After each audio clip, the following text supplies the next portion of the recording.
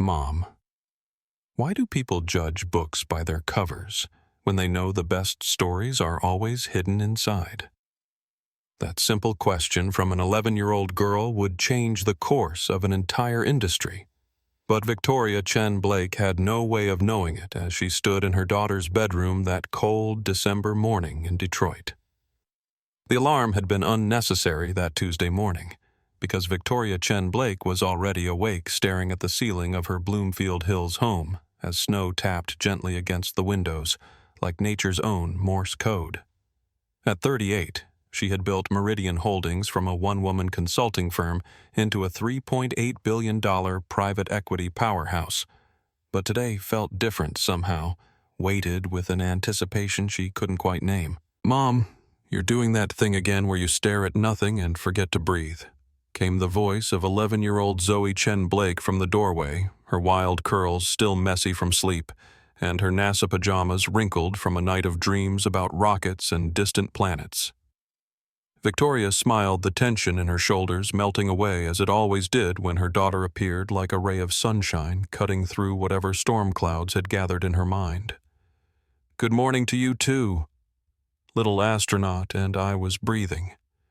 "I was just thinking about today's meeting." Zoe bounced onto the king-sized bed with the boundless energy that only children possess, settling cross-legged next to her mother, with the seriousness of someone about to deliver profound wisdom. "The airplane company people, right? The ones who don't know you bought their company yet, Aurora Aviation. Yes, and they think they're meeting someone named E. Blake, which technically they are, but they're expecting a man." Victoria sat up, reaching for the vintage Cartier tank watch on her nightstand, the one piece of jewelry that connected her to her late mother, who had worn it while building her own small accounting firm from nothing. "So they're going to be surprised when you walk in." Zoe's dark eyes lit up with the mischief that Victoria simultaneously loved and worried about, the same spark that had gotten both of them into and out of more adventures than Victoria cared to count. "Surprised is one way to put it, sweetheart. Some people have very specific ideas about what a CEO should look like, and a woman who looks like me doesn't always match those pictures in their heads." Victoria chose her words carefully, not wanting to burden her daughter with the weight of bias and prejudice, but knowing that Zoe was smart enough to understand the world's complexities. Zoe tilted her head with that expression she got when she was working through a problem, the same look she wore when tackling advanced calculus problems or debugging the code she wrote for fun. "Mom, why do people judge books by their covers when they know the best stories are always hidden inside?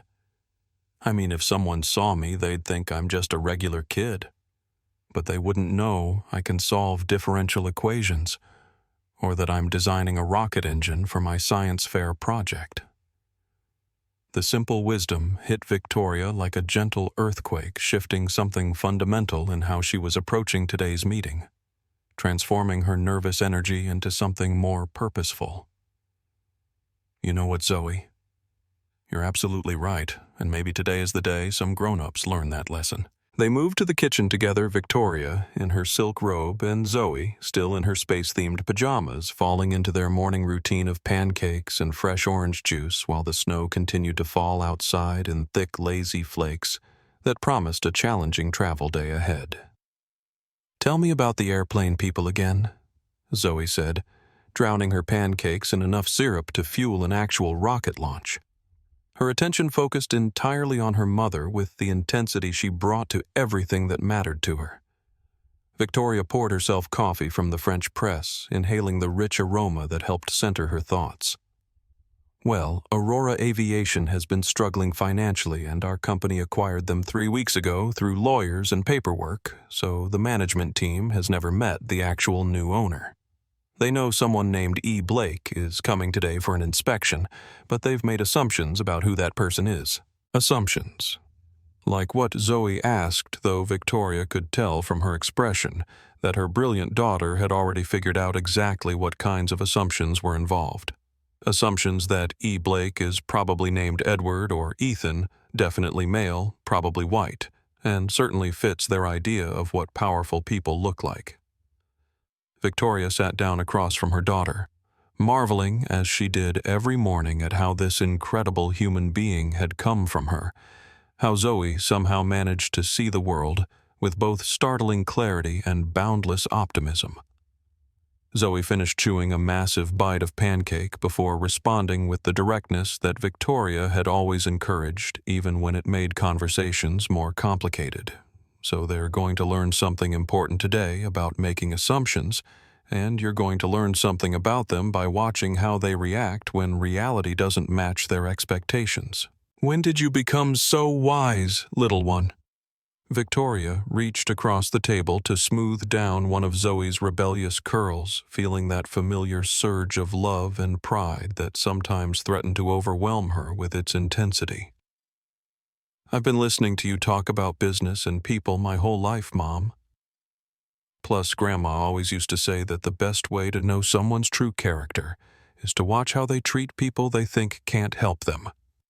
Zoe's voice softened when she mentioned her grandmother, Victoria's mother, who had passed away 2 years earlier, but whose influence still shaped both of their lives daily.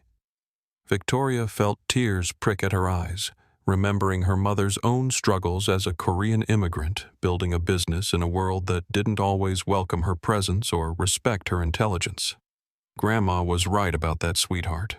She always said that kindness isn't really kindness unless it's given to people who can't give you anything in return. So when you meet the airplane people today, you'll know exactly who they really are, based on how they treat you, before they know who you really are. Zoe grinned, clearly pleased with her logic, then reached into her backpack and pulled out a shiny penny, placing it carefully on the table between them. Take this for luck, Mom. For when people forget to look with their hearts instead of just their eyes. Victoria picked up the penny, feeling its weight as if it contained far more than 1 cent's worth of wisdom, and slipped it into the small pocket of her wallet where she'd be able to feel it throughout the day. Thank you, my brilliant daughter. I have a feeling this is going to be a day we remember for a very long time. The first-class cabin of Delta Flight 1247 from Detroit to Newark hummed with the quiet efficiency of early morning business travel passengers lost in their laptops and newspapers, while the plane climbed steadily through layers of gray December clouds toward whatever waited above the weather. Victoria had chosen the window seat, not for the view, which was currently nothing but thick cotton ball clouds, but for the privacy it offered to gather her thoughts during the 2-hour flight. She was reviewing financial reports on her tablet when the elderly gentleman in the seat beside her closed his own laptop with a soft sigh that spoke of long experience with business travel and the weight of important decisions. Forgive the interruption, but I couldn't help noticing you're reviewing acquisition documents, he said, with the kind of warm, grandfatherly voice that invited conversation rather than demanding it. Victoria glanced up to find a distinguished Asian man in his 70s wearing a perfectly tailored charcoal suit and a smile that reached his eyes in a way that suggested genuine interest rather than the networking opportunism she often encountered on flights like this. Robert Chen, he said, extending his hand with old-school courtesy that was becoming increasingly rare in the business world. Victoria Chen-Blake, she replied, shaking his hand and noting the coincidence of their shared surname with the kind of surprise that made the world feel smaller and more connected than usual. And yes, I'm heading to meet a management team that doesn't know they're meeting me. Robert's eyebrows rose with interest, but not the predatory kind that Victoria had learned to recognize and deflect over the years of building her company. Ah, the classic anonymous inspection. I've been on both sides of those meetings, and they certainly reveal character in ways that formal presentations never could. Exactly what I'm hoping for, though I suspect the revelation is going to be more significant than usual, Victoria said, finding herself relaxing into the conversation with this stranger who somehow felt like family, perhaps because of their shared name, or perhaps because of something deeper in his manner that suggested understanding. Robert studied her face with the kind of careful attention that comes from decades of reading people and situations, then nodded slowly as if he'd reached a conclusion about something important. "You're anticipating bias," he said simply, not as a question, but as a statement of fact delivered with the gentle directness of someone who had navigated similar waters himself. Victoria felt a flutter of surprise at his perceptiveness, then decided that honesty was worth the risk of vulnerability. "I'm a woman. I'm Asian American, and I'm younger than most people expect when they hear the title CEO. The management team I'm meeting today thinks they're waiting for E. Blake, and they've made certain assumptions about what that person looks like." Robert said, leaning back in his seat with an expression that mixed understanding with something that looked like regret. "Let me tell you about the biggest mistake I ever made, and perhaps it will give you something to consider as you prepare for your meeting." The flight attendant came by with coffee, giving Victoria a moment to study Robert's face and wonder what story was coming, sensing from his tone that it was going to be significant in ways she couldn't yet predict. "5 years ago, my son married a brilliant woman named Grace, a Korean-American surgeon who had completed her residency at Johns Hopkins and was joining the cardiac surgery team at our local hospital." Robert began, his voice carrying the weight of a story that had clearly changed him. "The first time she came to our home for dinner, I answered the door and immediately assumed she was there to clean our house or perhaps deliver something because in my mind a surgeon looked like my son, white, tall, male, conventional." Victoria felt her breath catch, recognizing the familiar sting of being seen as anything except what she actually was, the exhausting experience of having to prove her presence in spaces where others took their belonging for granted. "I actually asked her to come back later because we were expecting important company." Robert continued, his voice heavy with the shame that comes from recognizing our own failures too late to prevent the hurt they cause. "The look on her face when my son introduced her 30 minutes later as his fiancée and our dinner guest haunts me to this day." "What happened next?" Victoria asked, drawn into the story, not just by its relevance to her own situation, but by the genuine remorse in Robert's voice and the sense that this story had a lesson worth learning. Grace could have been furious, could have demanded an apology, could have made me grovel for forgiveness, and she would have been completely justified in any of those reactions, Robert said, looking out the window at the clouds that stretched endlessly in every direction, like a white ocean of possibility. Instead, she sat me down after dinner and told me about her own journey, her own struggles with assumptions people had made about her capabilities, and then she asked me to tell her about mine. Victoria felt something shift in her chest, a loosening of the defensive armor she hadn't realized she'd been wearing as she prepared for today's meeting, replaced by curiosity about where this story was leading. It turned out we had more in common than either of us expected. Robert continued with a smile that transformed his entire face, making him look decades younger. We'd both built our careers in fields where people who looked like us were rare. We'd both had to prove ourselves over and over again in ways that our peers never had to, and we'd both learned the hard way that assumptions work both directions. She had assumed I was just another prejudiced old man, and I had assumed she couldn't possibly be the accomplished professional my son had described. "So what changed?" Victoria asked, sensing that this story was leading somewhere important, somewhere that might reshape how she approached the challenge waiting for her at the airport. Grace chose education over anger, connection over conflict, and transformation over revenge, Robert said simply. She could have written me off as another ignorant person not worth her time, but instead she invested 2 hours in helping me understand not just my own biases, but the experiences that had shaped hers. By the end of that evening, I didn't just respect her. I had learned something fundamental about myself that I'd been too comfortable to examine. The pilot's voice crackled over the intercom announcing their initial descent into the Newark area and warning of possible delays due to weather conditions at Teterboro Airport, but Victoria barely registered the words because her mind was spinning with the implications of Robert's story. "What you're suggesting is that I have a choice today," Victoria said slowly, working through the ideas that were reshaping her approach to the meeting ahead. "I can go into that hangar expecting the worst and planning to prove them wrong, or I can go in expecting the best and planning to help them become better."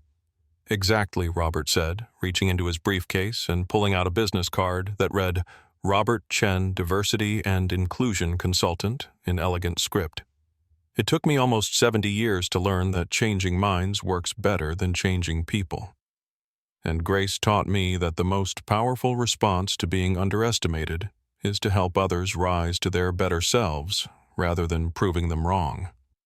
Victoria took the card, feeling the weight of the choice that was crystallizing in her mind, influenced by Robert's story and by her daughter's morning wisdom about looking with hearts instead of just eyes. "Thank you, Robert. I think you just changed how I'm going to handle the next few hours of my life." The plane banked into its final approach, the clouds breaking apart to reveal the gray industrial landscape of New Jersey below, and Victoria felt something settling into place in her mind, like pieces of a puzzle finally finding their proper arrangement. Teterboro Airport in December was a study in contrasts.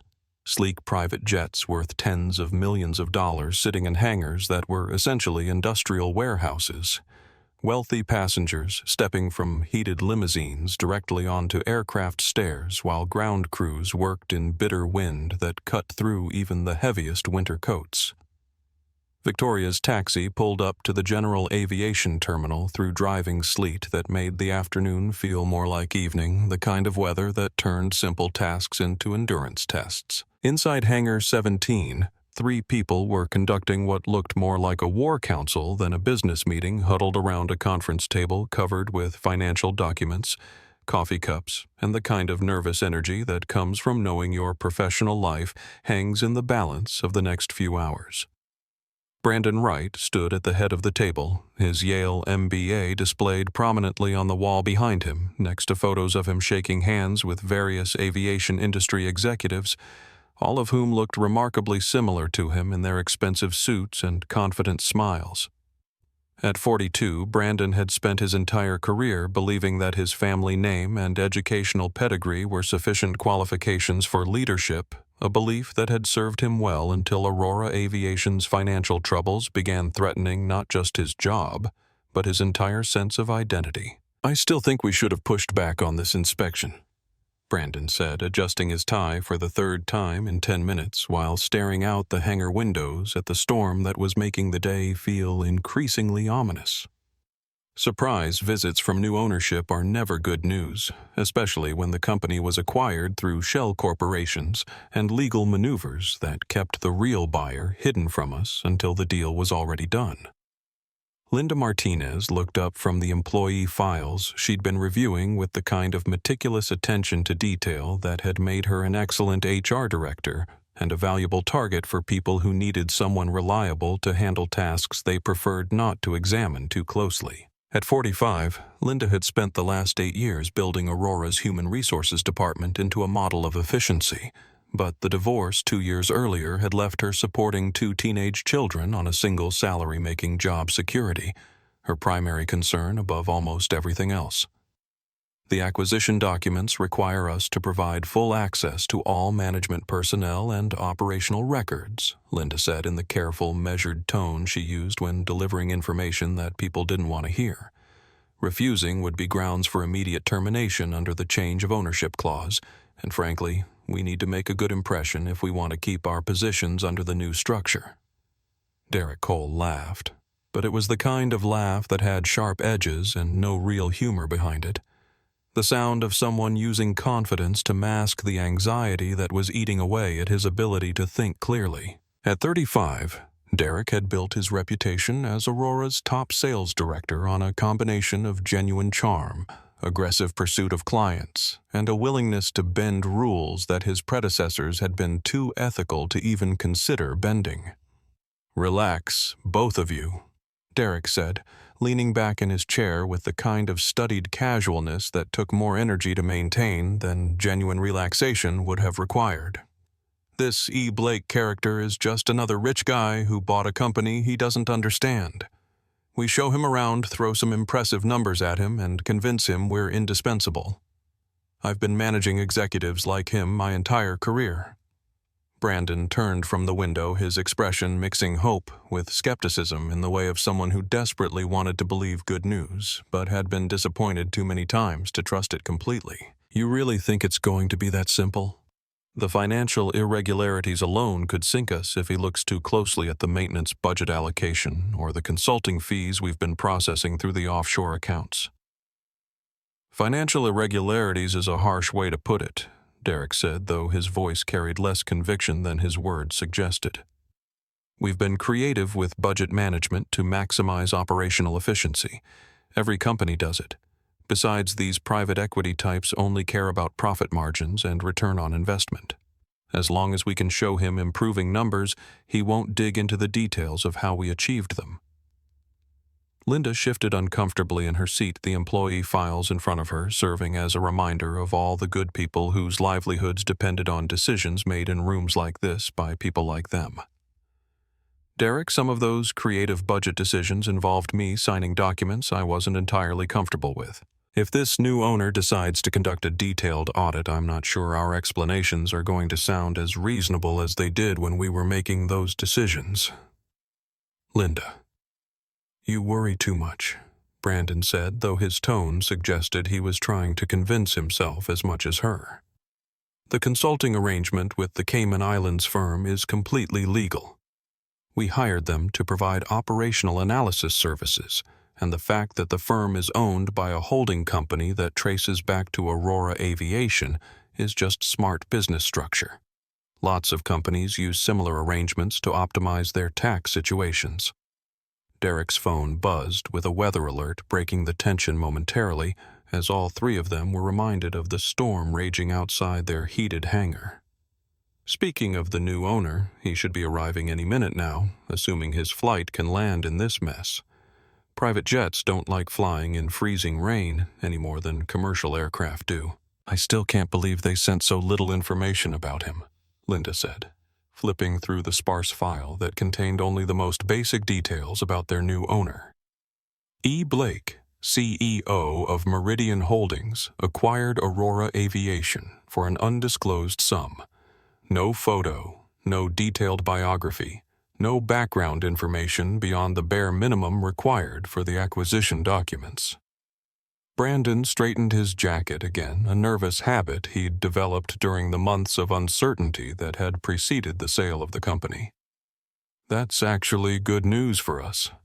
It suggests he's the hands-off type who prefers to delegate operational decisions to existing management rather than micromanaging every detail.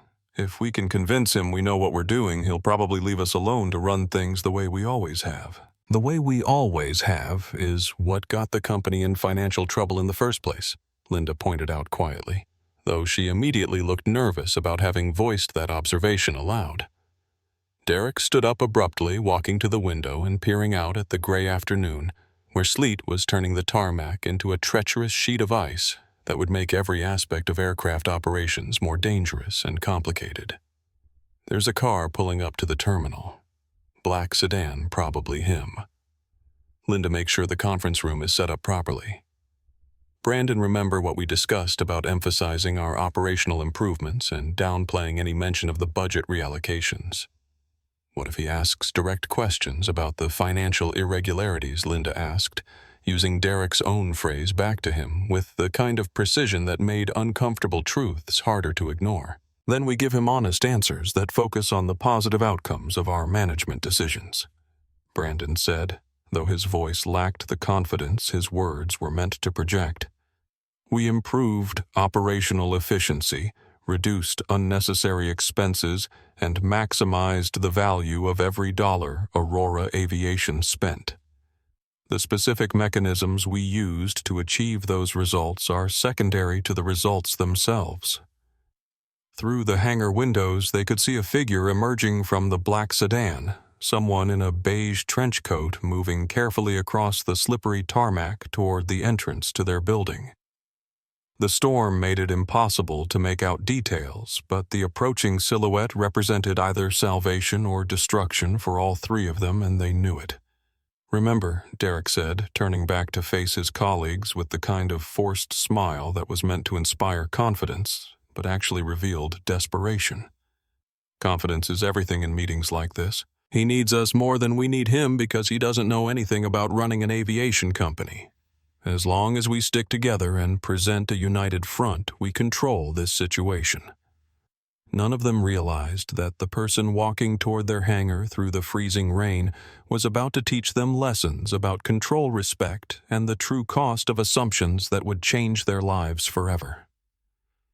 The heavy steel door of Hangar 17 opened with a metallic groan that seemed to announce the arrival of something significant, letting in a gust of December air so cold and sharp that it carried the taste of winter storms and the promise of change.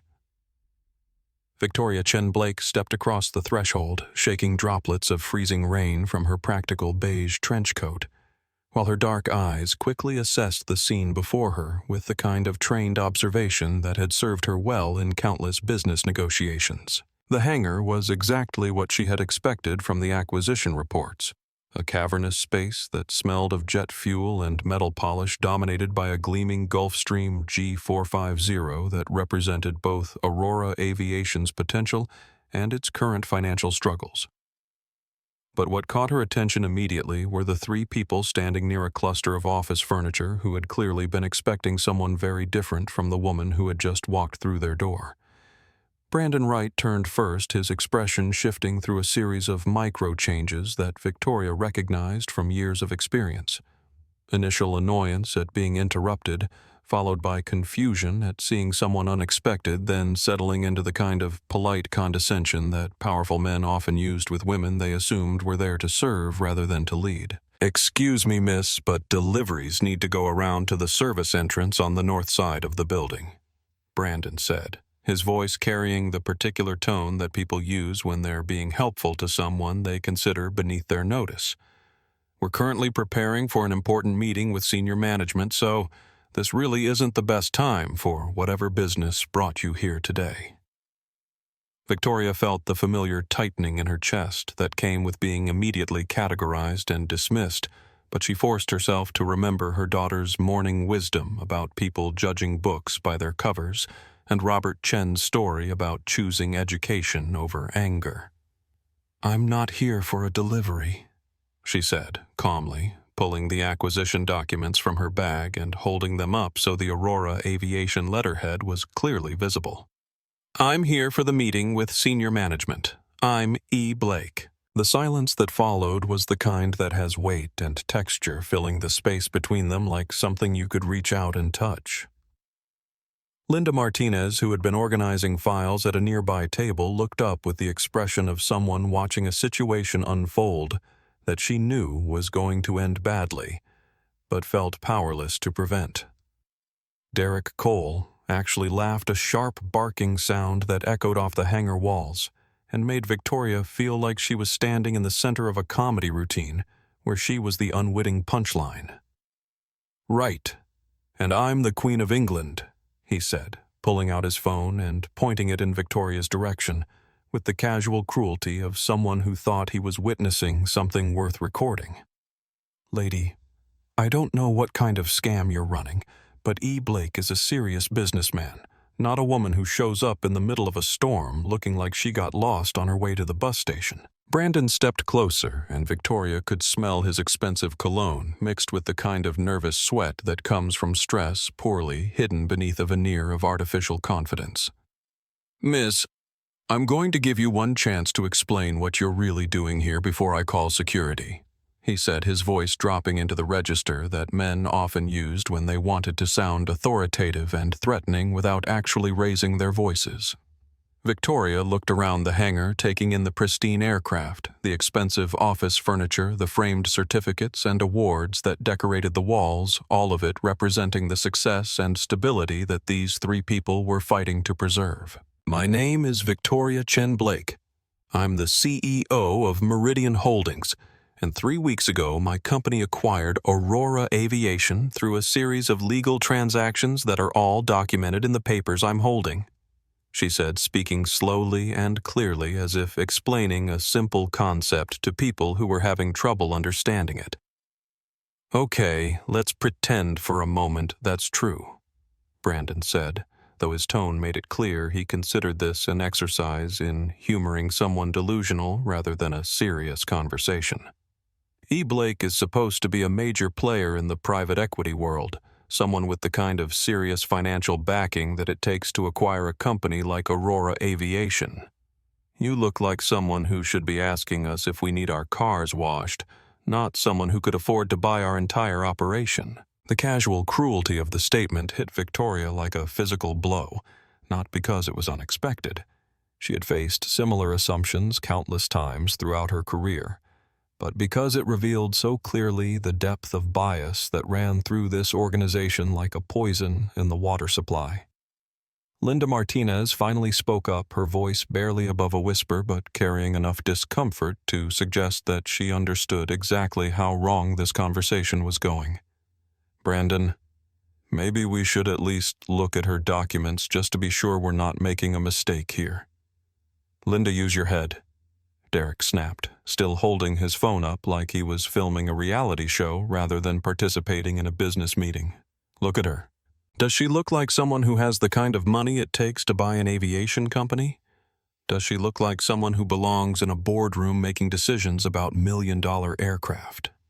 Victoria felt the weight of their assumptions settling around her like chains, the exhausting familiarity of having to prove her right to exist in spaces where others took their presence for granted. "I understand this might be surprising," she said, reaching for the patience that her daughter had reminded her to carry like armor against the world's casual cruelties.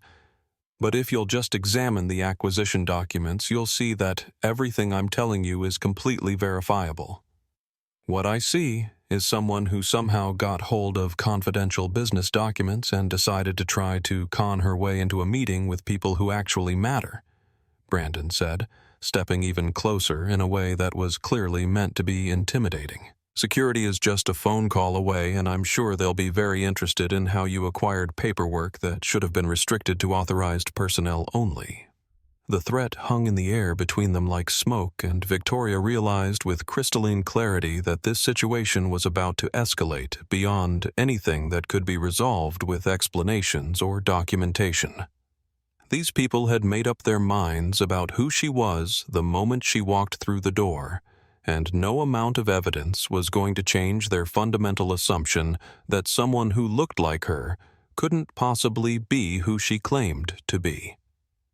"You know what," Victoria said, quietly folding the documents back into her bag with movements that were deliberately calm and controlled. "I think there's been a misunderstanding here. Why don't I wait outside while you finish your preparations? And perhaps when the weather improves, we can try this again when everyone is feeling less stressed about the storm." Derek lowered his phone, looking satisfied with what he clearly considered a victory over someone who had tried to waste their valuable time. "That's probably the smartest thing you've said since you walked in here. The exit is behind you, and I'd suggest you use it before this conversation becomes even more uncomfortable than it already has been." Victoria turned toward the door, but not before she caught sight of Tommy Rodriguez, the older security guard who was standing near the aircraft maintenance area, watching the entire interaction with an expression that mixed discomfort with something that looked like shame. Their eyes met for just a moment, long enough for Victoria to see that at least one person in the hangar understood exactly how wrong this situation was, even if he felt powerless to intervene. "Oh, and Miss Brandon," called out as Victoria reached the door, his voice carrying the kind of false politeness that makes cruelty sound like courtesy when the actual E. "Blake arrives if he needs someone to shine his shoes or fetch his coffee. Maybe we'll give you a call. You seem like the type who'd be good at that kind of work." The laughter that followed her out into the storm was the sound of people who had no idea they had just made the worst mistake of their professional lives. The sleet hit Victoria's face like tiny frozen needles the moment she stepped back outside, each drop carrying the bitter sting of winter weather that seemed designed to test human endurance and resolve.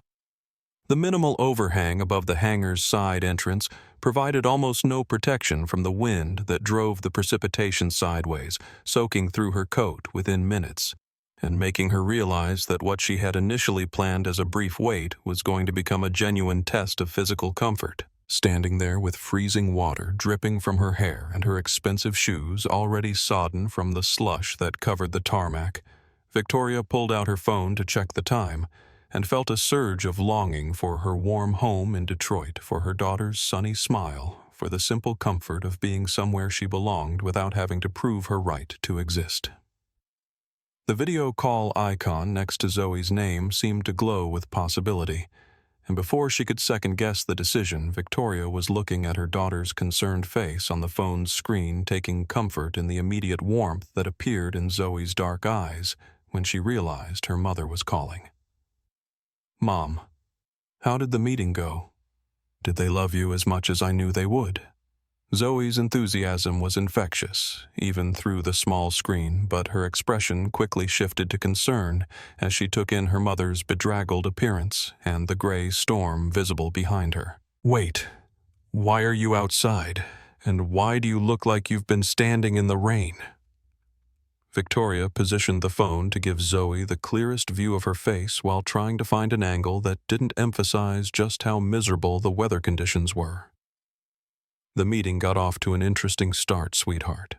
The management team had some very specific expectations about what their new boss would look like, and I didn't quite match the picture they had in their minds. They didn't believe you're really the boss." Zoe's voice carried the kind of indignation that only children can muster when confronted with the world's fundamental unfairness, the pure outrage of someone who hasn't yet learned to accept cruelty as normal. "That's ridiculous. Just because you don't look like what they expected doesn't mean you're not exactly who you said you are." Victoria smiled despite her discomfort, feeling the familiar surge of love and pride that came with witnessing her daughter's instinctive understanding of justice and fairness. "You're absolutely right, but sometimes adults forget the lessons that children learn naturally about not judging people based on appearances alone." "So what are you going to do?" Zoe asked, leaning closer to the camera with the intense focus she brought to problems she was determined to solve. "Are you going to march back in there and show them all your identification and the legal papers and make them apologize for being so wrong about you?" The question hung between them while Victoria considered her options, feeling the weight of choices that would determine not just her own immediate future, but potentially the careers and lives of the three people who had just humiliated her. The easy path would be exactly what Zoe suggested, overwhelming them with proof of her authority and enjoying their embarrassment when they realized their mistake. But Robert Chen's story was still echoing in her mind, along with his observation that the most powerful response to being underestimated was helping others rise to their better selves rather than simply proving them wrong. "Maybe they're scared." "Mom?" Zoe continued, her voice taking on the thoughtful tone she used when working through complex problems. "Scared people sometimes forget to be kind because they're too worried about protecting themselves to think about how their actions affect other people." The simple wisdom hit Victoria with the force of revelation, reframing the entire situation in a way that transformed her anger into something more useful and ultimately more powerful. "What if you show them kindness first, like Grandma always taught us?" Zoe suggested, unconsciously echoing the advice that Victoria's mother had given her throughout her childhood. "Maybe if they see that you're not there to hurt them, they'll remember how to be better people." Victoria felt something fundamental shift in her approach to the situation, a movement away from the defensive anger she had been carrying toward something more intentional and ultimately more transformative. "You know what, my brilliant daughter? I think you just helped me figure out how to turn this whole experience into something positive for everyone involved.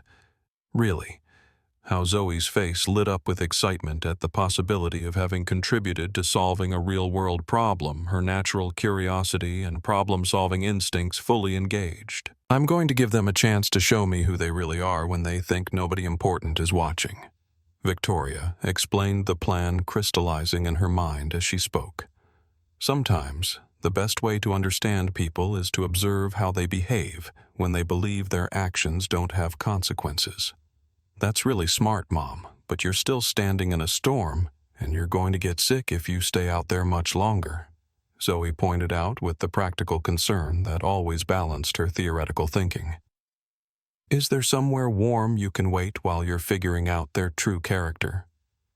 Victoria looked around the tarmac, noting the various support buildings and the covered areas that might provide better shelter when her attention was caught by the sight of Tommy Rodriguez approaching from around the side of the hangar carrying 2 steaming cups and wearing an expression that mixed concern with determination. Actually, sweetheart, I think someone with a kind heart just arrived to remind me that not everyone in the world has forgotten how to treat people with basic human dignity, Victoria said, watching as Tommy carefully navigated the slippery ground to reach her position. I'm going to call you back in a little while, okay? And Zoe, thank you for helping me remember that the goal isn't to win the fight. It's to help everyone involved become better people. I love you, Mom, and I can't wait to hear how this story ends, Zoe said, blowing a kiss toward the camera before the screen went dark, leaving Victoria with the warmth of her daughter's love to carry her through whatever came next. Tommy Rodriguez approached with the careful steps of someone who had spent decades working around aircraft and understood the importance of sure footing on wet surfaces. Mrs. Blake, he said quietly, offering her one of the cups he was carrying. I made some fresh coffee in the security office, and I thought you might need something warm while you're waiting out here. Victoria accepted the cup gratefully, wrapping her cold hands around its warmth while studying the face of this man who was willing to risk his own job security to show kindness to someone his supervisors had just humiliated. Thank you, Tommy. That's very thoughtful of you, especially considering that helping me might not be the most popular thing to do with your management team right now. Ma'am, I've been working in aviation for 37 years, and in that time, I've learned to recognize 2 things. Tommy said, his voice carrying the quiet authority that comes from genuine experience rather than inherited position. I can spot someone who belongs in aircraft hangars just by watching how they move around the equipment, and I can spot people who have forgotten that treating others with respect is what separates us from animals. Victoria felt tears threaten at the corners of her eyes, moved not just by the unexpected kindness, but by the reminder that decency and wisdom often came from the people society trained others to overlook. You believe I am who I said I am. Ma'am, I've been watching this company struggle with leadership problems for 2 years now, and the way you handled yourself in there, the way you stayed calm when they were treating you disrespectfully, that told me everything I needed to know about your character, Tommy said, glancing back toward the hangar where his supervisors were presumably congratulating themselves on their handling of the situation. What they did to you wasn't right, and I'm sorry I didn't speak up when it was happening. Don't apologize for that, Tommy. You have to protect your job and your family, and I understand the impossible position they put you in. Victoria said, meaning every word and recognizing the courage it had taken for him to come out here at all. But I do have a question for you, and I hope you'll be honest with me about it. Yes, ma'am. Are they always like that with people they don't think are important? Or was today special because they were nervous about meeting the new owner, Victoria asked, though she suspected she already knew the answer from the casual nature of their cruelty. Tommy's expression darkened, confirming her suspicions before he even spoke. Ma'am, I've watched them treat cleaning staff, delivery drivers, and maintenance workers like they were invisible or worse for as long as I've worked here. They seem to think that having authority over people gives them the right to forget that we're all human beings deserving of basic respect.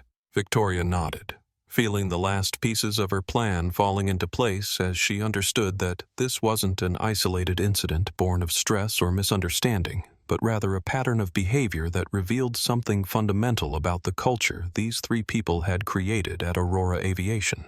Tommy, I'm going to ask you to do something that might seem strange, but I promise it will make sense eventually, Victoria said, pulling out her phone to check for a text from Captain David Park, who should have arrived and be preparing the Gulfstream for what the management team would assume was a demonstration flight. In a few minutes, someone is going to tell you that catering staff need access to the aircraft to prepare for the new owner's arrival. I want you to let me in as part of that catering team, and I want you to act like you don't know who I really am. Tommy's eyebrows rose with interest, but not surprise, as if he had been expecting something like this from the moment he decided to bring her coffee. You want to see how they behave when they think you're invisible? Exactly. And Tommy. When this is all over, I want you to know that your kindness today, the simple act of bringing coffee to someone standing in a storm, probably just changed the entire future of this company. Inside the warmth of Hangar 17, the mood had shifted from nervous tension to something approaching celebration, as if the 3 members of Aurora Aviation's management team had just successfully navigated a crisis that could have threatened their carefully constructed world. Brandon Wright was pouring himself a glass of whiskey from the bottle he kept in his desk drawer for occasions that required either courage or celebration, and this felt like both. Did you see the look on her face when you told her she could shine the new owner's shoes?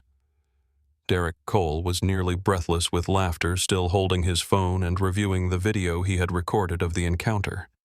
That was absolutely perfect. She actually thought she could walk in here and convince us she was E. Blake, just because she had some paperwork she probably printed off the internet. Linda Martinez shifted uncomfortably in her chair, organizing and reorganizing the employee files on her desk with the kind of nervous energy that comes from knowing you've witnessed something that crossed lines you normally wouldn't cross yourself, but feeling powerless to address it after the fact. I still think we should have at least looked at the documents she was carrying, Linda said quietly, her voice barely audible over the sound of the storm that continued to rage outside their heated sanctuary. What if there was a possibility that she was telling the truth about being connected to the acquisition? Somehow.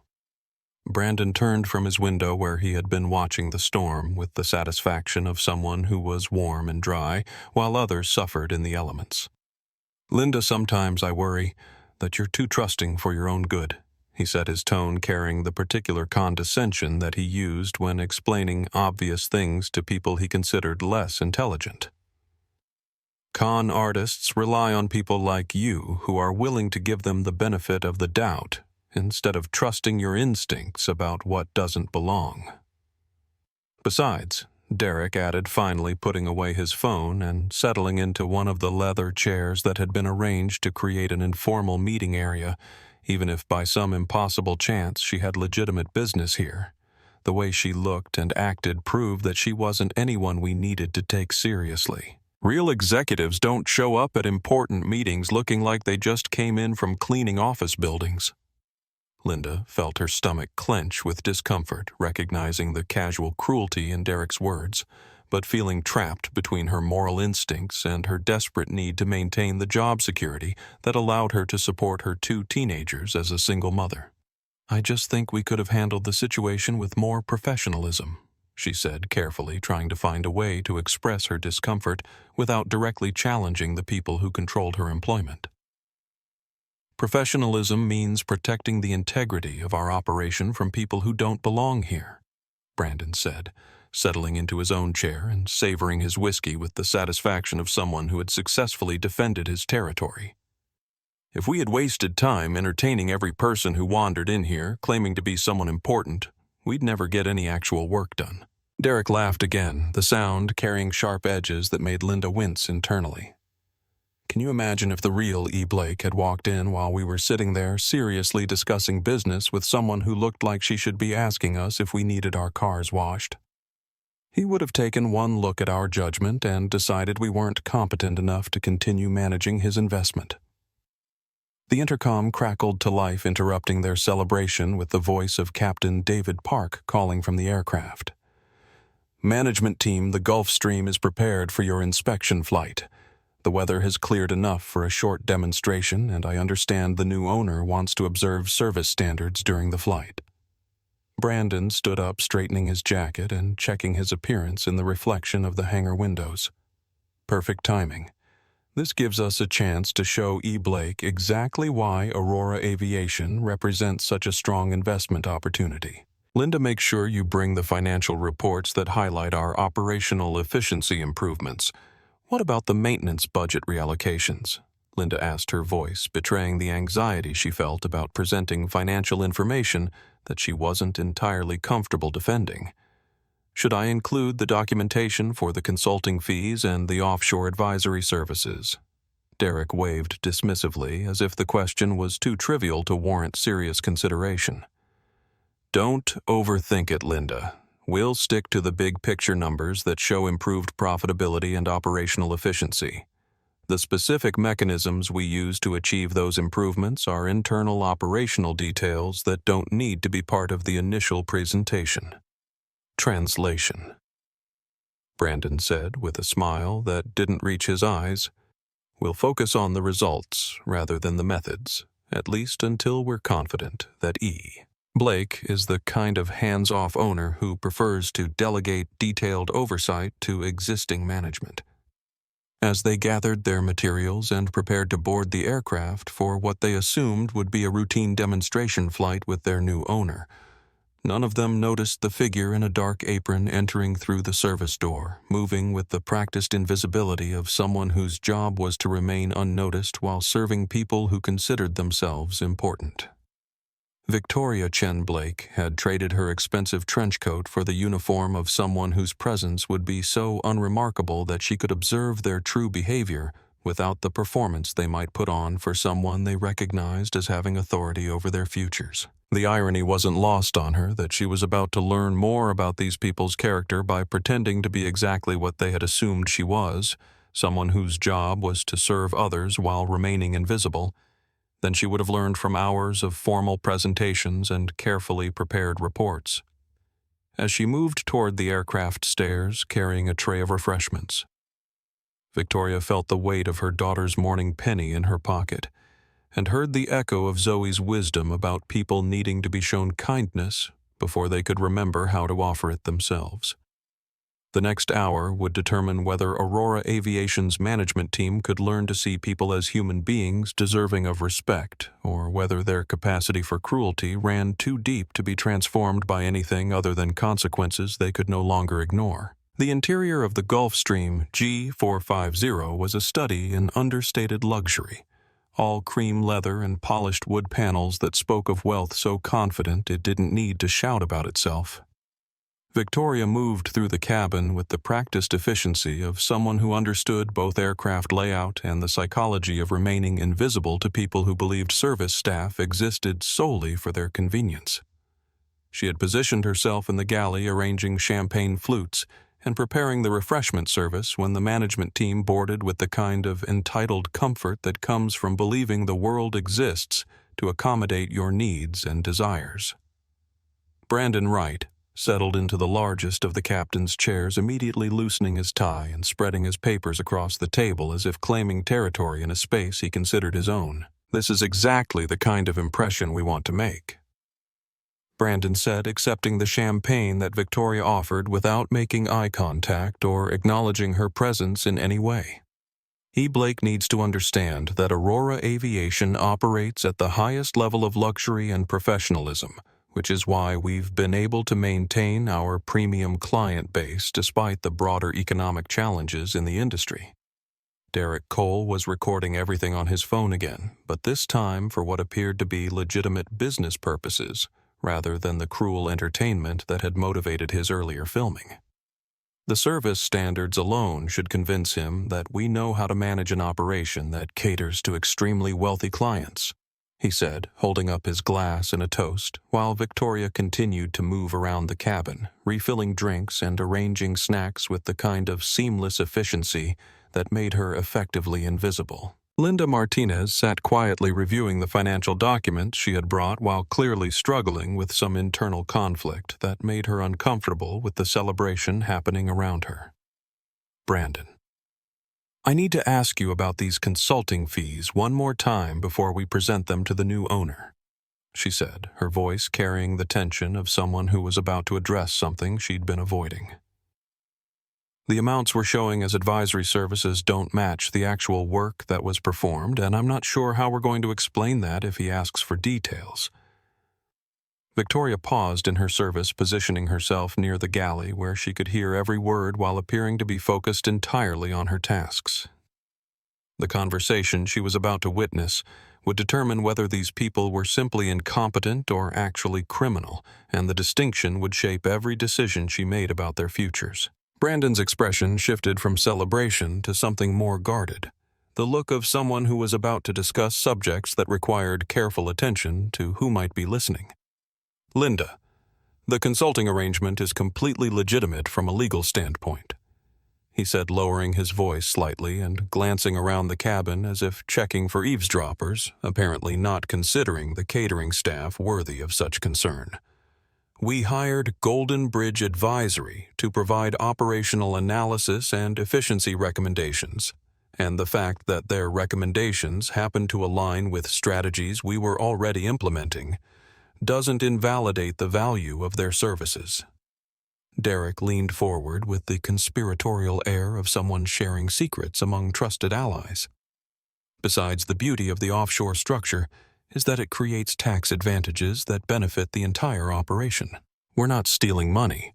We're optimizing our financial efficiency in ways that any competent private equity firm would approve of if they understood the details." Victoria felt her chest tighten as she realized that what she was hearing wasn't just poor judgment or creative accounting, but a deliberate scheme to divert company funds through a shell corporation that appeared to be owned by the same people who were managing Aurora Aviation's day-to-day operations. But the amounts don't correspond to any actual advisory work. Linda pressed her voice, revealing the discomfort that came from being asked to sign documents that legitimized transactions she didn't fully understand.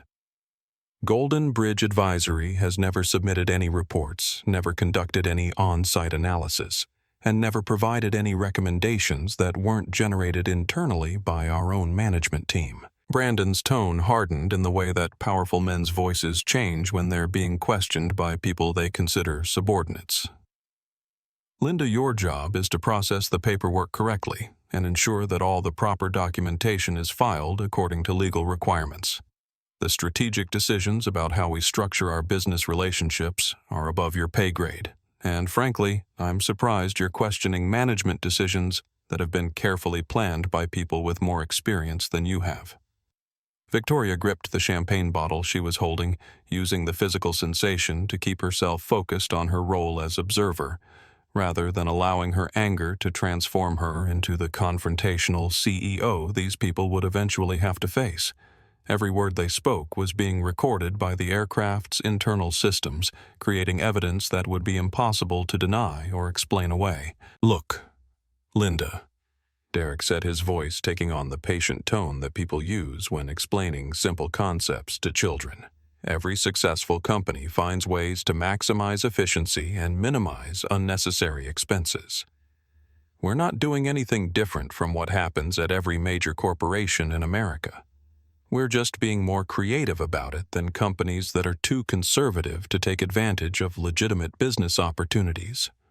But what happens if the new owner audits these transactions and discovers that Golden Bridge Advisory is essentially just us paying ourselves consulting fees for work we were already being paid to do through our regular salaries?" Linda's question hung in the air like a challenge that none of them wanted to address directly. Brandon stood up and walked to the aircraft window, staring out at the clouds below with the expression of someone who was tired of explaining obvious things to people who lacked the vision to understand them. "Linda E. Blake is a finance guy who looks at spreadsheets and profit margins. As long as our numbers show improving operational efficiency and reduced expenses, he's not going to waste time questioning the specific mechanisms we use to achieve those results. Private equity firms want results, not detailed explanations of every business decision." Victoria moved closer to the conversation, ostensibly to refill Derek's champagne glass, when she heard the words that would seal their fates and determine the course of everything that happened next. Besides, Derek continued apparently emboldened by the champagne and the assumption that he was speaking among trusted conspirators. "Even if he does ask questions, we control all the documentation. The maintenance logs, the financial records, the consulting agreements. Everything goes through us. We can make the numbers tell whatever story we need them to tell, and by the time he figures out what's really happening, we'll have restructured everything to look completely legitimate." The casual way he discussed manipulating records and deceiving their new owner revealed a level of corruption that went far beyond creative accounting. crossing into territory that would require criminal prosecution rather than simple employment termination. Victoria realized that her original plan of offering these people a chance at redemption might have been naive. Some behavior was too deliberately harmful to be addressed through education and second chances. What if he brings in outside auditors? Linda asked, her voice now barely above a whisper, as the full scope of what they were discussing became clear to her. Then we'll deal with that situation if it happens, Brandon said, returning to his seat with the confidence of someone who had never faced real consequences for his actions. But honestly, Linda, you're worrying about problems that probably won't exist. Most private equity owners are hands-off investors who care about returns, not operational details. Victoria set down the champagne bottle and moved toward the front of the cabin, her mind racing through the legal and ethical implications of what she had just witnessed. These weren't people who had made mistakes or poor judgments. They were people who had deliberately constructed a system to steal from their own company while creating false documentation to cover their tracks. The time for education and transformation had passed. Now it was time for justice, accountability, and protection of the honest employees who depended on Aurora Aviation for their livelihoods. Victoria Chen-Blake stood at the front of the cabin, her hands steady as she reached up to untie the apron that had made her invisible to the three people whose conversation had just revealed the depth of their corruption and contempt for the company they were supposed to be managing. The transformation from service staff to CEO happened in slow motion, each gesture deliberate and weighted with the gravity of what was about to unfold. Actually, Victoria said, her voice cutting through their conversation with the kind of clarity that commands immediate attention. I think there are some details about your operational efficiency that definitely need to be discussed in much greater depth than you were planning. The cabin fell silent except for the steady hum of the aircraft engines, a mechanical sound that seemed to underscore the surreal nature of the moment as three people who had been celebrating their cleverness suddenly found themselves face to face with the person they had been planning to deceive. Brandon Wright looked up first, his expression cycling through confusion, recognition, and finally settling into a kind of panicked disbelief that made his face pale beneath his expensive tan. "You're the woman from the hangar," he said slowly, as if saying the words would help him understand how someone he had dismissed as irrelevant could suddenly be sitting on their aircraft wearing the uniform of the service staff they had been treating as invisible. "I'm Victoria Chen-Blake, CEO of Meridian Holdings, owner of Aurora Aviation, and your boss," Victoria said, pulling her tablet from the bag she had hidden in the galley and placing it on the conference table where Brandon had spread his financial reports. "And for the last 20 minutes I've been listening to you discuss how you plan to steal from my company while lying to me about your operational practices." Derek Cole's phone slipped from his hands, clattering to the floor of the cabin with a sound that seemed unnaturally loud in the silence that followed Victoria's revelation. His face had gone from confident satisfaction to something approaching terror as he realized that everything he had just said about manipulating records and deceiving the new owner had been overheard by the new owner herself. "That's impossible," Derek whispered, his voice cracking with the strain of trying to process a reality that didn't match anything he had prepared himself to handle. Blake is supposed to be a man. You can't be the CEO of a private equity firm. You're just the woman who was trying to con us earlier." Victoria smiled, but it was the kind of smile that contained no warmth or humor, only the cold satisfaction of someone who had just witnessed people reveal their true character in ways that eliminated any possibility of doubt or redemption.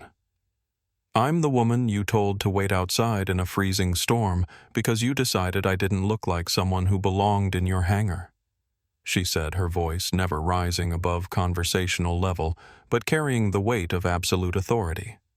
"I'm the woman you suggested could shine shoes if your boss needed someone to perform menial labor." Linda Martinez had gone completely silent. Her face drained of color as she stared at the financial documents in front of her, with the expression of someone who was finally understanding the full scope of the situation she had allowed herself to become involved in. "Oh God," she whispered more to herself than to anyone else in the cabin. "What have we done? What you've done. Linda is participate in a criminal conspiracy to embezzle funds from Aurora Aviation through a fictitious consulting company that exists solely to funnel money into your personal accounts," Victoria said, tapping her tablet to display bank records that showed the flow of funds from Aurora's maintenance budget through Golden Bridge Advisory and into personal accounts belonging to all three of them. "What you've done is create false documentation to hide your theft while treating employees and potential business partners with contempt that reveals your complete lack of fitness for leadership positions." Brandon stood up abruptly, his hands shaking as he reached for his briefcase with the desperate energy of someone who was looking for any possible escape from a situation that was spiraling beyond his control. "You can't prove any of that," he said, though his voice lacked any conviction. "Those are legitimate consulting fees for legitimate advisory services, and if you're suggesting otherwise, you're going to find yourself facing a defamation lawsuit that will destroy your reputation and your company." "Actually, Brandon, I can prove all of it," Victoria said, standing up herself and moving to the aircraft's communication panel where she pressed a button that connected her to the cockpit.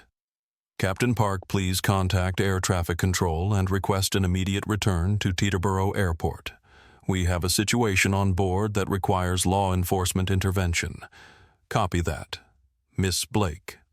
Turning around now came the immediate response from the cockpit, followed by the sensation of the aircraft banking into a sharp turn that made Derek grab his armrest to steady himself. "You're making a huge mistake," Derek said, his voice rising with panic as the reality of their situation became impossible to ignore.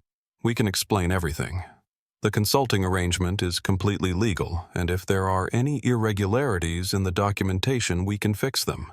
You don't need to involve law enforcement over what amounts to a misunderstanding about business practices." Victoria returned to her seat, crossing her legs with the kind of calm confidence that comes from having absolute control over a situation. "Derek, this stopped being about business practices the moment you decided to record my humiliation in your hangar for your own entertainment," she said, her voice carrying the weight of someone who had made irreversible decisions. "This became about character respect and the kind of culture you've created at a company that employs dozens of good people who deserve better leadership than what you've been providing." Linda finally looked up from her documents, tears streaming down her face as she confronted the full magnitude of what her participation in their scheme was going to cost her family. "I need this job," she said, her voice broken with desperation. "I have 2 children to support and I can't afford to lose my income. I signed those documents because Brandon told me they were standard business practices, and I trusted him because I needed to believe that my job was secure." "Linda, your children deserve a mother who doesn't participate in stealing money from the company that employs her," Victoria said, her tone softening slightly as she recognized the genuine distress in Linda's voice. "But more than that, they deserve to grow up in a world where adults take responsibility for their choices and face the consequences of their actions, even when those consequences are painful." The aircraft shuddered slightly as it began its descent back toward Teterboro Airport, the physical sensation serving as a reminder that they were all traveling toward a destination that would fundamentally change their lives in ways that none of them had anticipated when they boarded what they thought would be a routine demonstration flight. "What happens now?" Brandon asked, his voice barely audible, as he finally confronted the reality that his career, his reputation, and possibly his freedom were all about to be destroyed by decisions he had made with the casual arrogance of someone who believed he would never face consequences for his actions. Victoria looked at each of them in turn, seeing them clearly for the first time without the filter of her own assumptions or hopes for their potential redemption. "Now you face the consequences of treating people like objects to be used or discarded based on their perceived value to you," she said simply. Now you learn that respect and dignity aren't privileges to be earned through appearance or status. They're basic human rights that everyone deserves regardless of what they look like or how much money they have. The descent back to Teterboro Airport felt like falling through layers of consequence, each 1,000 feet, bringing them closer to a reality that Brandon Wright, Derek Cole, and Linda Martinez were still struggling to accept. Victoria Chen-Blake sat in calm silence, occasionally checking her tablet as updates arrived from her legal team and the FBI Financial Crimes Unit that would be waiting when they landed, but mostly watching the three people across from her as they grappled with the collapse of everything they had built their identities around. "There has to be something we can do," Derek said for the 4th time in 10 minutes, his voice carrying the desperate edge of someone cycling through the stages of denial while searching for any possible escape from consequences that were rapidly becoming unavoidable. "We can make restitution. We can restructure the consulting arrangement. We can fix whatever problems you think exist with our operational methods." Victoria looked up from her tablet with the kind of patience that comes from having already made all the important decisions and simply waiting for reality to catch up with those choices.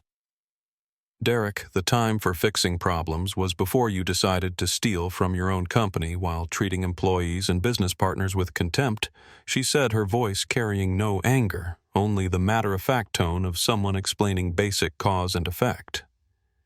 "You had years to choose different paths, and you consistently chose the ones that brought us to this moment." Linda Martinez hadn't stopped crying since the full scope of their situation became clear, but her tears had evolved from panic to something deeper that looked like genuine grief for the person she had allowed herself to become. "I keep thinking about my children," she said quietly, her voice barely audible over the sound of the engines. "How am I going to explain to them that their mother is a criminal? How am I going to support them when no one will ever hire me again after this becomes public?" "Linda, your children are going to learn something important about accountability and consequences, and eventually they'll understand that their mother faced the results of her choices with honesty rather than continuing to lie and deny," Victoria said, her tone gentler than it had been, with the men recognizing something in Linda's distress that suggested the possibility of genuine remorse rather than simple fear of punishment. Brandon had gone completely silent, staring out the aircraft window at the approaching airport with the expression of someone watching his entire world disappear beneath the clouds. When he finally spoke, his voice was hollow with the kind of defeat that comes from recognizing that fighting is pointless. "My family is going to disown me," he said more to himself than to anyone else. 5 generations of Wright family success in business, and I'm going to be the one who destroys our reputation with a criminal conviction. "Brandon, your family's reputation was built on the work and achievements of people who came before you," Victoria said, following his gaze out the window to where they could see police cars and FBI vehicles already positioning themselves on the tarmac. "What you've done with that inheritance is your responsibility, not theirs, and how you handle what comes next will determine whether your legacy is complete failure or the beginning of understanding how to be a better person."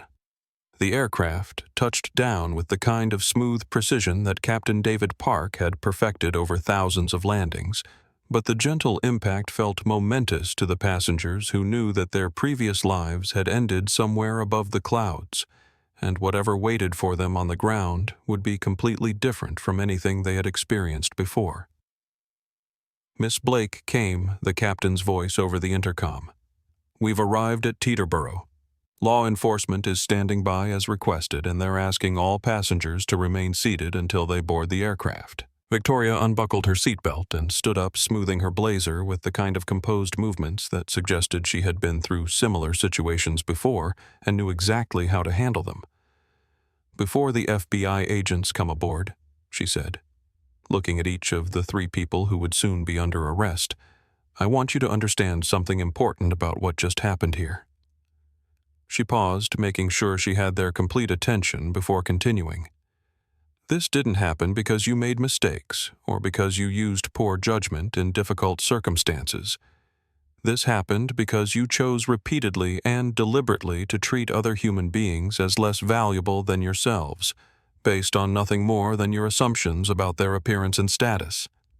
The sound of footsteps on the aircraft stairs announced the arrival of law enforcement, but Victoria continued speaking as if they had all the time in the world. If you had treated me with basic human dignity when I walked into your hangar this afternoon, if you had offered me a chair and listened to what I had to say instead of forcing me to stand in a storm because you decided I didn't belong in your space, we might be having a very different conversation right now.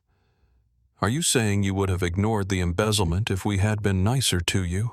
Derek asked, his voice carrying a note of bitter irony that suggested he was looking for someone to blame besides himself for the situation they were facing.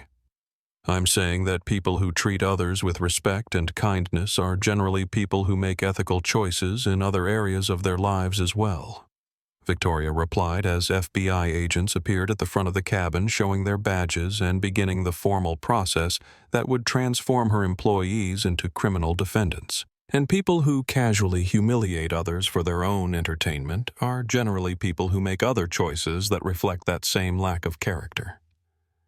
As the handcuffs clicked into place and the formal arrests began, Victoria felt no satisfaction or triumph, only the tired sadness that comes from witnessing human potential wasted through choices that had seemed easy at the time but proved catastrophic in their long-term consequences. The reckoning was complete, but the real work of rebuilding Aurora Aviation into a company that honored the dignity of every person who worked there or did business with them was just beginning. 6 months later, the ballroom at the Washington Marriott was filled with 500 aviation industry professionals who had gathered for the quarterly summit of the National Aviation Safety and Ethics Council. But the energy in the room was different from the usual technical conferences that focused on regulatory compliance and operational efficiency. Today's agenda centered on something that had never been the subject of industry-wide discussion before: the connection between workplace dignity and aviation safety. Victoria Chen-Blake stood at the podium, looking out at an audience that included everyone from major airline CEOs to baggage handlers and maintenance workers, all brought together by the recognition that the Aurora Aviation case had revealed problems that extended far beyond one company's management failures. 6 months ago, I stood in a freezing storm outside Hangar 17 at Teterboro Airport because 3 people decided that someone who looked like me couldn't possibly be who I claimed to be. Victoria began, her voice carrying clearly through the ballroom sound system to reach every person in the massive space. What happened next wasn't just about correcting their assumptions about my identity. It became about confronting an entire industry's assumptions about whose dignity matters and whose voices deserve to be heard. In the front row, Brandon Wright sat with his hands folded, wearing a simple navy suit that was a far cry from the expensive custom clothing he had favored during his days as Aurora Aviation's operations manager. The 8 months of federal prison he had served for financial crimes had been followed by 2 years of supervised release that required him to perform community service and participate in restorative justice programs designed to help white-collar offenders understand the impact of their actions on others. Brandon, would you like to share what you've learned from the Aurora Transformation Initiative? Victoria asked, her tone carrying none of the anger or condescension that would have been justified given their history, but instead offering the kind of respect that she had been denied in their first meeting. Brandon stood slowly, his movement careful and deliberate as he approached the microphone that had been set up for audience participation. 6 months ago, I was the kind of person who judged others based on their appearance and treated people differently, depending on whether I thought they could help or hurt my career. He said, his voice steady, despite the difficulty of speaking about his failures in front of an audience of industry peers. I forced a brilliant CEO to stand in a storm because I decided she looked like someone who didn't belong in my world. The silence in the ballroom was complete. 500 people holding their breath as they listened to testimony that was unlike anything they had heard at a professional conference before. The Aurora Transformation Initiative taught me that bias isn't just a personal failing. It's a systemic issue that affects aviation safety because it prevents us from hearing warnings and concerns from people whose observations might save lives. Brandon continued, his voice growing stronger as he found his footing with the message he had spent months learning to articulate. When we dismiss people based on our assumptions about their value, we create blind spots that can have catastrophic consequences in an industry where every voice needs to be heard and every observation needs to be taken seriously. Victoria nodded approvingly, then gestured toward another section of the audience where Linda Martinez was sitting with a group of HR professionals who had volunteered to participate in the industry's first anonymous bias reporting system. Linda, you've been working on the implementation side of these changes. What have you learned from developing reporting mechanisms that actually protect employees who speak up about dignity violations? Linda stood up, her expression composed, but carrying the weight of someone who had learned hard lessons about the cost of remaining silent when witnessing injustice. The most important thing we discovered was that people at every level of aviation operations, from pilots to cleaning crews, had stories about being dismissed or humiliated based on assumptions about their competence or value. She said, her voice carrying the authority that comes from having done the research necessary to speak with confidence about complex issues. We created the anonymous reporting system because traditional channels for addressing bias and dignity violations were controlled by the same people who were often perpetrating them.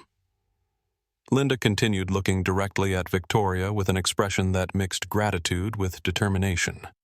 But what we found was that when people feel safe to report problems when they know their concerns will be investigated by independent parties, the entire culture begins to shift because everyone knows they're being held accountable for treating others with basic respect.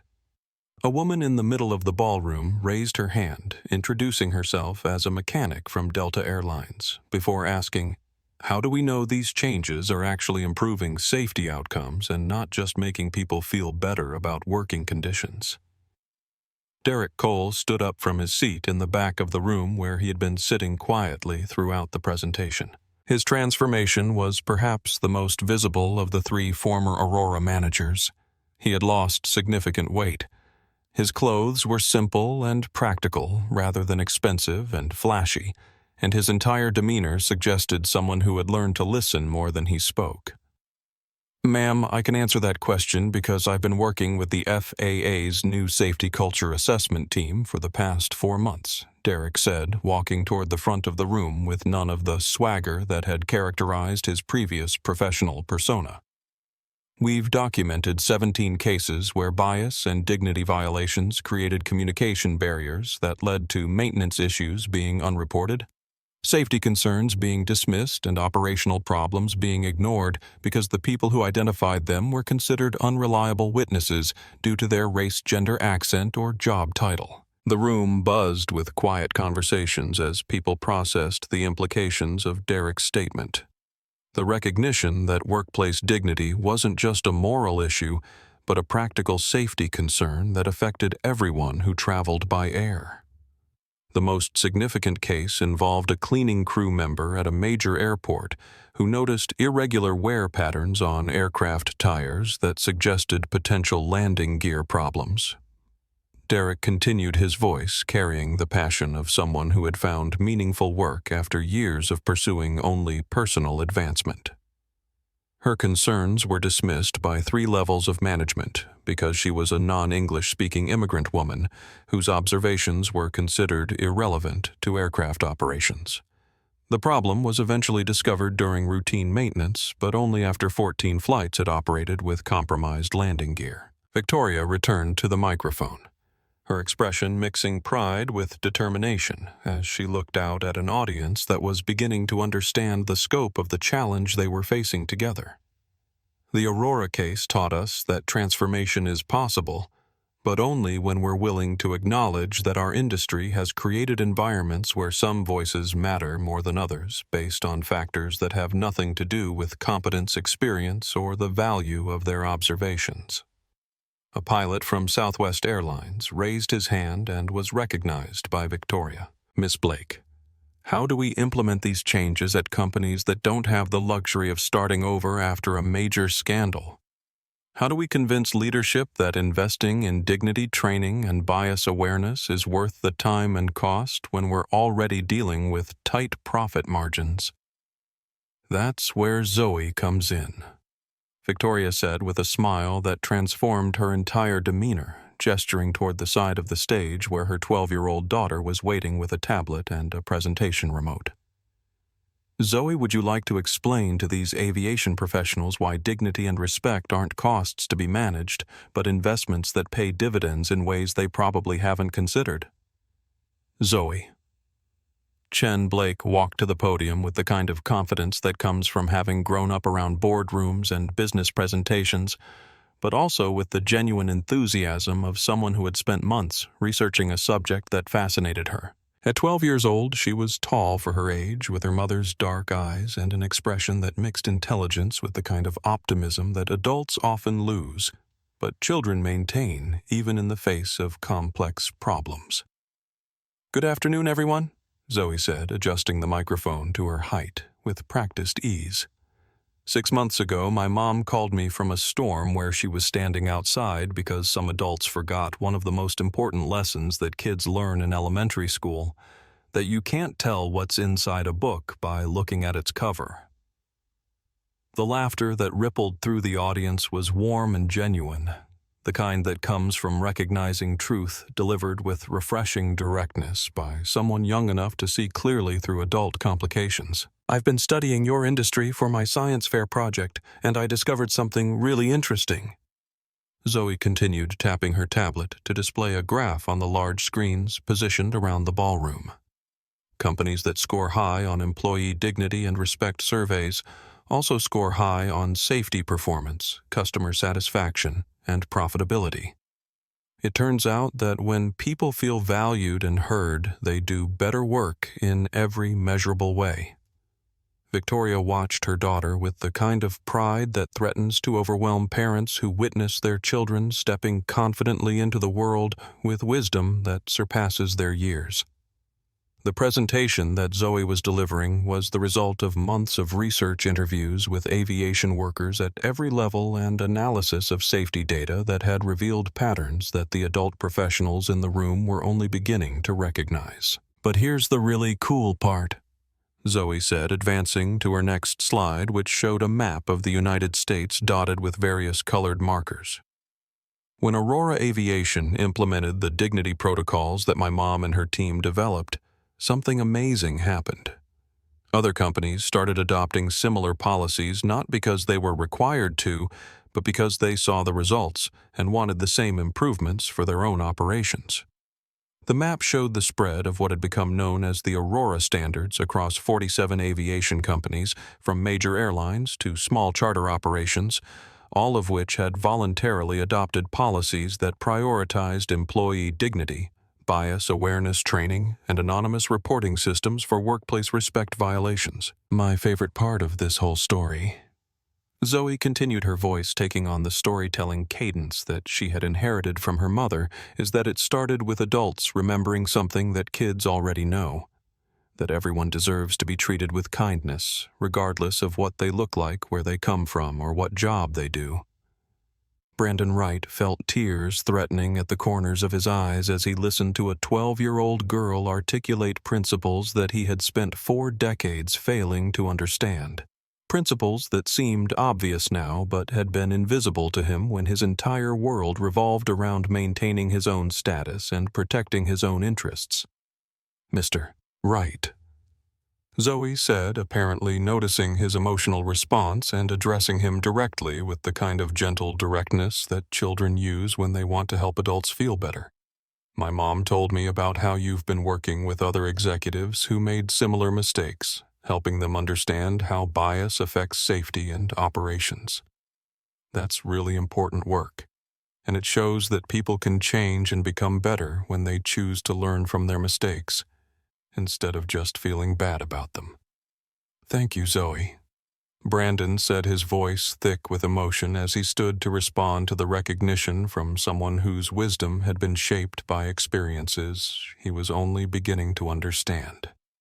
Your presentation reminds me that the most important changes often come from the simplest insights, and that sometimes adults need children to help them remember what really matters. Linda Martinez raised her hand and was recognized by Zoe, who seemed completely comfortable managing questions from an audience of seasoned professionals. Zoe, you mentioned customer satisfaction improvements. Can you tell us more about how treating employees with dignity affects the passenger experience? Oh, that's easy, Zoe replied with the enthusiasm of someone discussing a favorite subject. When employees feel respected and valued, they're happier, and happy employees provide better service because they actually care about doing good work instead of just getting through their shifts without being treated badly by supervisors or passengers. She clicked to another slide that showed customer satisfaction scores from Aurora Aviation and the other companies that had implemented similar policies. But the really interesting part is that when employees know they're supported by management and that their dignity is protected, they're more likely to speak up when they see safety issues or passenger problems, which means small issues get addressed before they become big emergencies. Derek Cole stood up from his seat in the back of the room, his expression mixing amazement with something that looked like regret for the years he had spent focused on personal advancement rather than understanding the broader implications of leadership responsibility. Zoe, as someone who used to make decisions based only on short-term profits, can you explain why these dignity investments actually save money in the long run? Well, Mr. Cole, Zoe said, consulting her tablet for the specific statistics she wanted to share.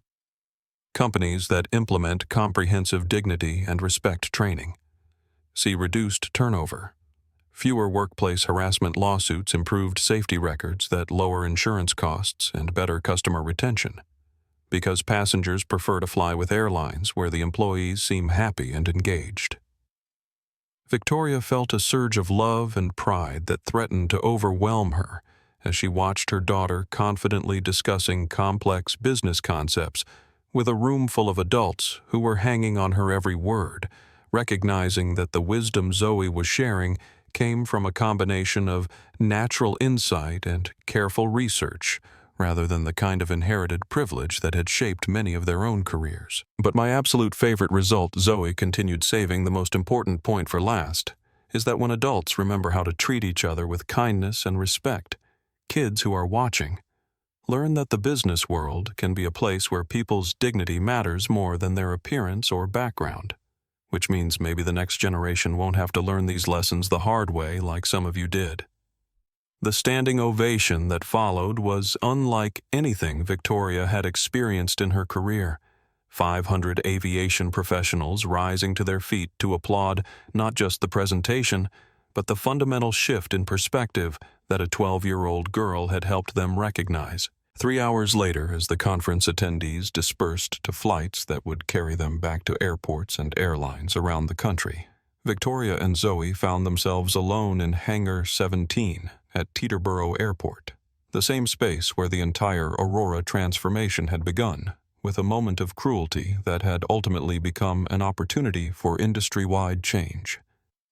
The hangar looked completely different now, not because the physical space had changed significantly, but because the atmosphere was transformed by the presence of dignity, pledge posters, anonymous reporting contact information, and the kind of welcoming environment that made every person who entered feel valued regardless of their role or appearance. Mom, do you ever think about what would have happened if those 3 people had been nice to you when you first walked in here? Zoe asked, settling into one of the comfortable chairs that had replaced the intimidating formal furniture that Brandon Wright had used to create an atmosphere of hierarchy and exclusion.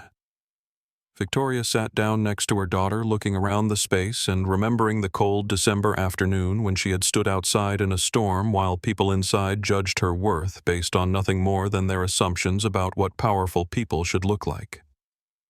"I think about that all the time, sweetheart," she said, reaching over to smooth down one of Zoe's rebellious curls with the gentle affection that had become their shared language. "If they had offered me a chair and listened to what I had to say, if they had treated me with basic human dignity, we might have had a completely different conversation about Aurora Aviation's future. Would you have still discovered their stealing? Zoe asked with the direct curiosity that made her such an effective researcher and such a perceptive observer of adult behavior. Eventually, yes, because a proper audit would have revealed the financial irregularities. Victoria replied, appreciating her daughter's ability to ask the questions that got to the heart of complex issues. But if they had been people of integrity who just made poor financial decisions under pressure, I might have been able to help them find legal ways to address Aurora's problems, rather than discovering that they were criminals who needed to be prosecuted. Zoe pulled her tablet from her backpack and opened the document she had been working on during the flight from Washington, a school essay that was due the following week about heroes and leadership in the modern world. "I'm writing about you for my English assignment," she said, angling the screen so her mother could see the opening paragraph. "But I'm not writing about you being a CEO or buying companies or making lots of money." Victoria read the first few sentences of her daughter's essay, feeling her throat tighten with emotion as she recognized the perspective that only a child who had witnessed the entire transformation could provide. "I'm writing about how my mom taught a whole industry that standing in the rain doesn't make you less important, and that treating people with kindness isn't just nice, it's smart business that saves lives and makes everyone's job better." Zoe continued scrolling down to show the research she had compiled about aviation safety improvements that had resulted from the dignity protocols. "And I'm writing about how sometimes the most powerful thing adults can do is remember what kids already know about being fair to everyone." Victoria wrapped her arm around her daughter's shoulders, pulling her close in the way that had become their ritual for sharing important moments together. "What's the most important thing you want people to learn from our story?" she asked, genuinely curious about her daughter's perspective on events that had shaped both their lives in ways they were still discovering. "That justice doesn't always have to be about punishing people who do wrong things," Zoe said, looking up at her mother with the kind of serious expression that made her seem older than her 12 years. "Sometimes justice is about helping people become better, and sometimes it's about changing entire systems so that the wrong things are harder to do and the right things are easier to choose." They sat in comfortable silence for several minutes, both looking out through the hangar doors at the airport, where planes took off and landed with the kind of routine precision that was possible because thousands of people at every level of the aviation industry were committed to safety respect and the recognition that every voice mattered when lives depended on clear communication and mutual trust.